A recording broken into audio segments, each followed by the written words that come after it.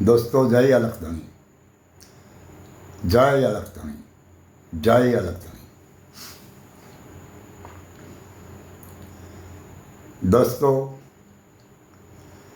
आप दरेक जे मारी आ सागरनाथ सत्संग धारा चैनल ने निहाળી રહ્યા હોય એ દરેકને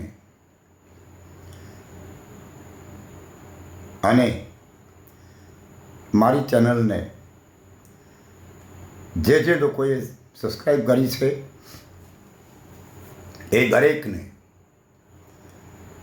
આ દિવાળી પર્વના શુભેચ્છાઓ અને દરેકને મારા તરફથી દિલથી નમો બુદ્ધાય, નમો બુદ્ધાય, નમો બુદ્ધાય। તો દોસ્તો આ દિવાળી પર્વ નિમિત્તે આપ દરેકને એવો વિચાર અવશ્ય આવશે કે સાગરનાથ દિવાળી પર્વ ઉપર સીતારામનું વાક્ય કેમ ન બોલ્યા અને નમો બુદ્ધાયનું નામ શા માટે આપ્યું? તો સાંભળો દોસ્તો, આ ખરી હકીકતને આ મનુવાદીઓની નૈતિકતા એવી છે કે ઇતિહાસને તોડ મરોડ કર અસલિયતને દબાવી અને જે બેકારની વાતો હોય, જેનો ઇતિહાસ ન હોય એવી વાતો પેશ કરવામાં આવે છે। મેં સાંભળ્યું છે કે રામાયણમાં લખ્યું છે કે રામ જ્યારે લંકાથી પરત અવધમાં આવે ત્યારે એપ્રિલ મહિનો હોય અને એપ્રિલમાં રામની પધરામણીની ઉત્સવ થવો જોઈએ। કાર્તિકી અમાસ્ય કેમ? આવું શા માટે? એ સાબિત છે કે આમાં કંઈક સત્યને છુપાવવા માટે આ મનુવાદી સમાજના લોકોએ અવશ્ય ગોટાળો કર્યો છે, પરંતુ ખરી હકીકત તો એ છે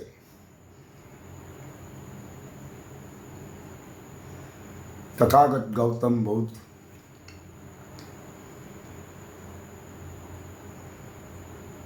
તપસ્યા કરી અને આપણે કપિલવસ્તુ ગામમાં જે દિવસે ગયા ને એ દિવસ કાર્તિકી અમાસથી આજે આપણે જે દિવાળી પર્વ મનાવી રહ્યા છીએ એ હતી અને તથાગત ગૌતમ બુદ્ધનું કપિલવસ્તુમાં પધારવું અને એ નગરીના લોકોનો આનંદ, અને ત્યારે એ આનંદ અનુભવ્યો હતો ને એ ઉત્સવ હતો આ દિવાળીના પર્વ નિમિત્તે। અને ત્યારે દીપ જલાવી અને આ ઉત્સવને મનાવવામાં આવ્યો હતો કે તથાગત गौतम बुद्ध अपनी ही नगरी में वापस आया है। પણ અહીંયા તો આ લોકો મનુવાદીઓએ કંઈક જુદું ઠરાવી દીધું છે અને हमारे बहुजन समाज के लोगों ने ये गलत विचार स्वीकार कर लिया है। ये बड़ी गलती है। और બીજી વાત એ कि अशोक सम्राट ने 84,000 स्तंभ स्थापित किया बौद्धना नाम पर, बौद्ध स्तंभ, અને એ 84,000 સ્તંભ સાબિત થઈ ગયા પછી એની જે બધું કામ પૂર્ણ થયા પછી જેનો ઉત્સવ કરવાનો થયો, એને જાહેર કરવાનો થયો, તે દિવસે પણ અશોક સમ્રાટે આ કાર્તિકી અમાસને નક્કી કરવામાં આવી, જીર્ણોદ્ધારની પ્રાણોત્સવ.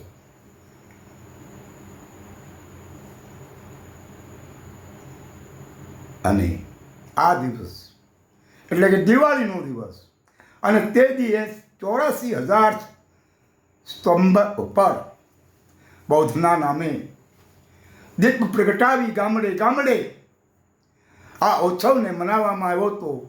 અને ત્યારે આ ભારત દેશની એક નહીં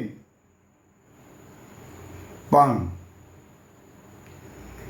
રશિયા ખંડ આખો બૌદ્ધમય હતો. અને આ ઉત્સવ બૌદ્ધના નામે મનાયો જાય છે, રામના નામે નહીં. પણ મનોવાદીઓએ આમાં પરિવર્તન કર્યું અને આપણે સ્વીકારી લીધું. પણ હજી એ સમય છે, હવે જાગશો નહીં તો ભાગવાનો વારો છે. અરે ભાગીને તમે ક્યાં જશો? જા જાઓ ત્યાં મનોવાદ કે સિવા और कुछ नहीं है. इसीलिए आप દરેકને જાગવાની જરૂર છે. અગર જાગશો નહીં તો બોટાદવાળી થશે. જો તમે નહીં જાગો તો બોટાદવાળી થશે. બોટાદવાળી થશે એટલે હમણાં એક આંદોલનથી જે હતી વાત સાચી, કરદા કરવામાં આવે, ખેડૂતોનો માલ માર્કેટિંગ યાર્ડમાં જાય, 6, 7, 8 મહિના સુધી કે 4 મહિના સુધી ખેડૂતોએ એમાં મહા મહેનત કરી અને આ વસ્તુને પકાવી હોય, અને એની માલિકીની વસ્તુની કિંમત એની મરજી પ્રમાણે ન મળે. અને એ કરદો કરવામાં આવે, હેડમાં જાહેરાત કરવામાં આવે, આટલા રૂપિયામાં આ કપાસની ખરીદી કરી, આ મગફળીની ખરીદી કરી. હવે જ્યારે એ જ માલ પાછો એ વેપારીને ત્યાં જીનમાં પહોંચે અને ત્યારે એ જીનમાં એ ખરીદનાર માલિક એનો કરદો કરે કે આ માલ આવો છે. અરે ભાઈ, માલ તમે ખરીદો ત્યારે નક્કી કરો ને. તમારા ગ્રાઉન્ડમાં આવ્યા પછી તમે બીજું બોલો છો. અફસોસની વાત તો એ છે કે ભારત દેશનું બંધારણ આપણને આપના હક માટે લડવાનો અધિકાર આપે છે. હળદરમાં કોઈ ખૂન ખરાબા કરવા માટે નહોતા બેઠા. એ કરદા સામે વિરોધ હતો. પણ હું એમાંય ઉતરવા માંગતો નથી. પણ હું ચોક્કસ કહીશ કે 2014ની સાલ પહેલા આપણી ગુજરાતમાં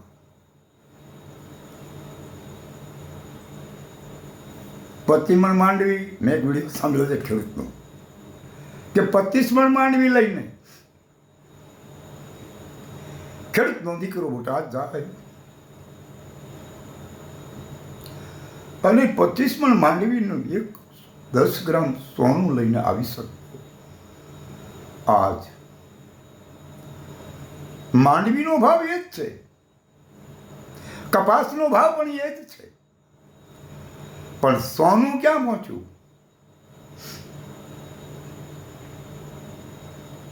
120-25 પહોંચી, 1,20,25,000 પહોંચી. ખેડૂતની જે મહેનતની વસ્તુ છે એના ભાવ નીચે છે, એમાં ક્યારેય ઉભરો ન આવ્યો. પણ વેપારીઓના ત્યાંથી જે માલ ખરીદવો આવે તો એ માલ તો અપાર પારાવટી માપબાર ભાવ વધી ગયા. આવડું આ વિચારવાનું નહીં. આ સરકારનું કામ છે. દરેક જનતાને સમાન અધિકાર આપવાનું કામ સરકારે કરવાનું હોય. પણ દોસ્તો, આમાં મને એવું લાગે છે કે ભારત દેશમાં જ્યાં સુધી એવું શાસક નહીં આવે ત્યાં સુધી ઉદ્ધાર નહીં થાય. અને આપણે કોંગ્રેસને જોયા એટલે તો આપણે કોંગ્રેસને હટાવી અને ભાજપને લાવ્યા.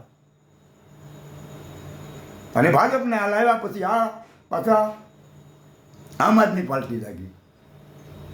પણ મુદલમાં તો એક જ છે, એમાં કંઈ જ ફેરફાર નહીં થાય. તમે જોઈ લો, ભીતરથી તપાસ કરો.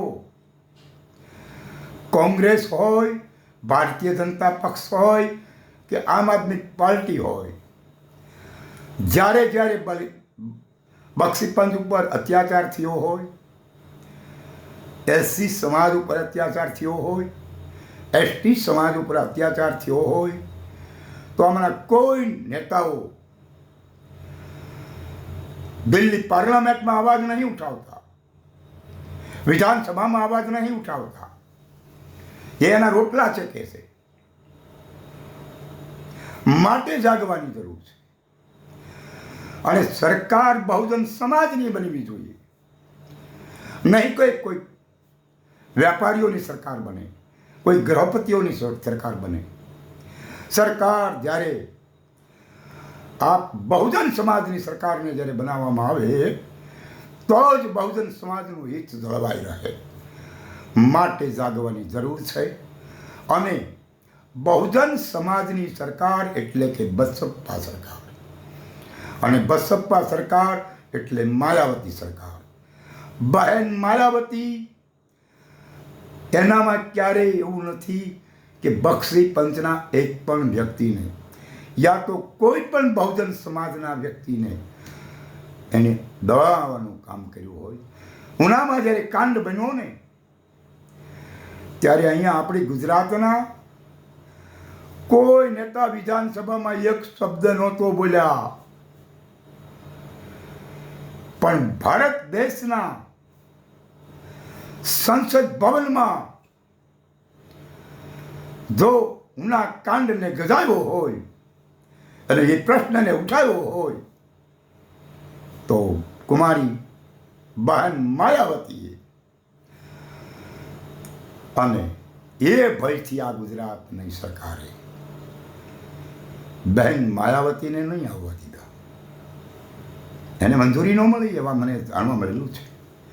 આવું શા માટે બન્યું? કારણ કે એને ખબર હતી, આ સરકારને ખબર હતી, અગર જો માયાવતી આવી જાય ને તો પરિવર્તન થઈ જાય. પણ આપે જાગવાની જરૂર છે, આપે પરિવર્તન કરવાની જરૂર છે. કોઈ એક વ્યક્તિની સરકાર હશે ત્યાં સુધી નહીં મળે મેળ. સરકાર તો બહુજન સમાજની હશે તો જ બહુજન સમાજના લોકો પોતાના હક માટે માગ કરી શકશે. આજ તમે જુઓ, પોતાના હક માટે જ્યારે મેદાનમાં ઉતરો ને ત્યારે તમને મારી તોડી અને જેલમાં પૂરી દેવામાં આવે, એ પણ સરકારના ઇશારે. અને પોલીસ તંત્ર શું કરે? ઘણું બધું પોલીસ તંત્રને આવું કરવું નથી, પણ આવું કરાવવામાં આવે છે. પોલીસ તંત્રને નોકરી કરવી છે એટલે સરકારના ઇશારે એને કામ કદાચ કરવું પડતું હશે. માટે પોલીસને દોષ દેવો એ વ્યાજબી નથી મારા માનવા મુજબ. ખરી હકીકત એ છે કે લડાઈ લડવી નથી, અરે ભેગા નથી થવું. જેમ ગોવલ કરે, આપણી મૂળ નિવાસીઓની જે ક્રાંતિની મશાલ પ્રગટી અને એને દબાવવાનો પ્રયાસ કરવા માટે ગામડે ગામડે સભા કરવામાં એને અંગ્રેજથી ડરીને ગણપતિઓત્સવની ઉજવણી શરૂ કરી. એમ આપણે કંઈક કરવું જોઈશે. બહુજન સમાજે જાગવું જોઈશે અને ગામડે ગામડે 25 માણસોને મળી અને જાગૃતિ લાવવી જોઈએ. આવું કરશો, સભાઓ કરશો, સરઘસ કાઢશો તો આ સરકાર નહીં થવા દે. માટે આ સરકારથી કોઈ વસ્તુ આપણે પામી શકીએ એમ નથી. માટે જાગવાની જરૂર છે. અને ચોક્કસ વાત આપણી દરેકની અંદર બુદ્ધ વિચારો હશે અને બુદ્ધની સોચ હશે તો અવશ્ય જ્યાં પહોંચવું છે ને ત્યાં પહોંચી શકાશે. કારણ કે બૌદ્ધ વિચારધારા જ્યારે મારી કે તમારી અંદર દાખલ થશે ત્યારે આ જે મનુવાદીઓની રચનાવાળી વાસ્તવિકતા રહી ને દેવી દેવતાવાળી એ નહીં રહે. એ આપોઆપ નીકળી જશે. પછી આ લૂંટારાઓનો વારો પૂરો થઈ જશે. માટે સત્યને ખોળો અને સત્યની ખોજ કરવા માટે બૌદ્ધની વિચારધારા અપનાવો. બેરાસમની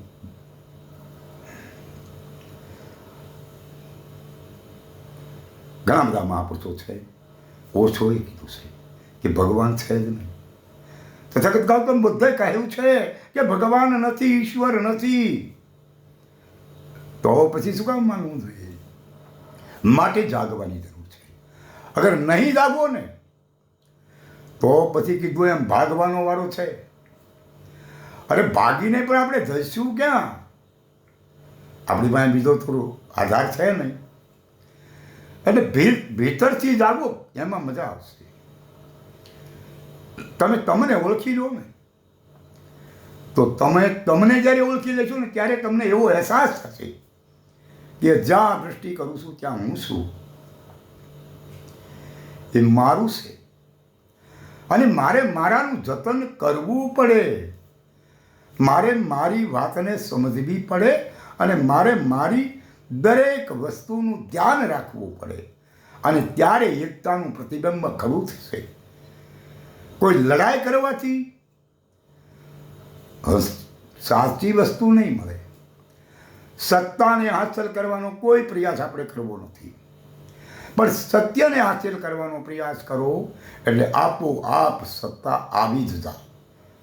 સત્તા લાવવી ન પડે, પણ સત્તા આપોઆપ આવી જાય. માટે આવી જાગી જવાની કોશિશ કરવાની જરૂર છે.